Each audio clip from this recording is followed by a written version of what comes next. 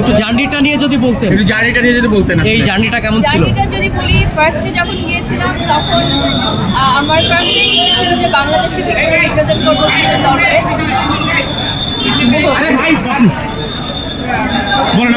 বাংলাদেশকে বিশ্বের দরবারে রিপ্রেজেন্ট করবো, ওটাই আমার মূল লক্ষ্য ছিল। কারণ আমি বাংলাদেশের ফ্ল্যাগকে ক্যারি করছি, আমি বাংলাদেশকে ক্যারি করছি, তো আমাকে দেখে বাংলাদেশকে সবাই দেখবে।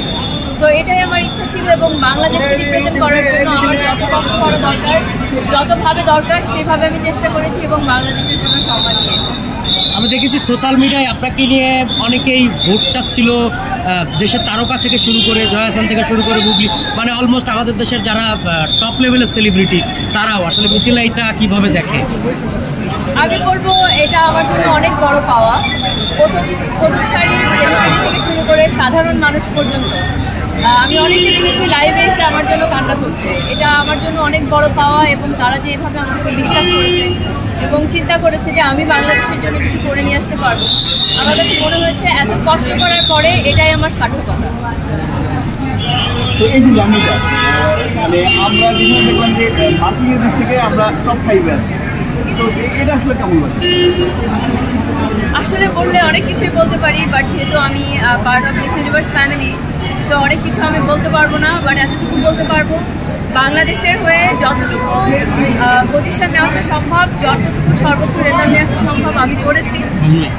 বাট বাংলাদেশ বিধায় আমাদেরকে আরও অনেক বেশি কাজ করতে হবে, অনেক বেশি এগিয়ে যেতে হবে, সো দ্যাট যেন বাংলাদেশ থেকে পরবর্তী যে কন্টেস্টেন্ট যায় তারা আরও বেশি ভালো মার্ক পায় এবং তারা ভালো জায়গায় যায়।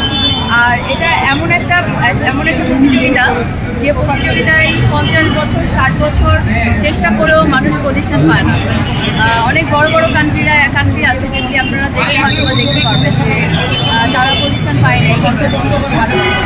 তো সেটার জন্য অনেক কাজ, বিজনেস ওয়াইজ রিলেশনশিপ থাকতে হয় ইউনিভার্সিটির সাথে, দেশের সাথে মিস ইউনিভার্সের রিলেশনশিপ থাকতে হয় গভর্নমেন্ট এবং দেশের নাগরিকদেরকে অনেক এগিয়ে আসতে হয়, যেটা আমি পেয়েছি। তো আমরা ওয়ান স্টেপ অ্যাহেড। বাট আমি আশা করছি পরবর্তী যেসব কন্টেস্টেন্ট যাবে তাদেরকে আমরা হেল্প করতে পারবো এবং আমরা এবার দেখিয়ে দিয়েছি যে আমরা বাঙালিরা একসাথে হলে এবং একসাথে জয়ী হতে চাইলে কি করতে পারি। I think that's what we do.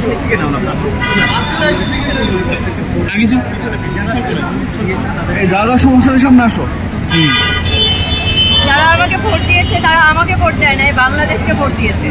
এবং আমি তানজিয়া তোমার মিথিলাকে রিপ্রেজেন্ট করতে যাইনি, আমি বাংলাদেশকে রিপ্রেজেন্ট করতে গিয়েছি এবং বাংলাদেশের ফ্ল্যাগকে রিপ্রেজেন্ট করতে গিয়েছি। তো আমরা দেখিয়ে দিয়েছি যে আমরা দেশকে কত ভালোবাসি, দেশের গৌরব বয়ে আনার জন্য আমরা কী করতে পারি।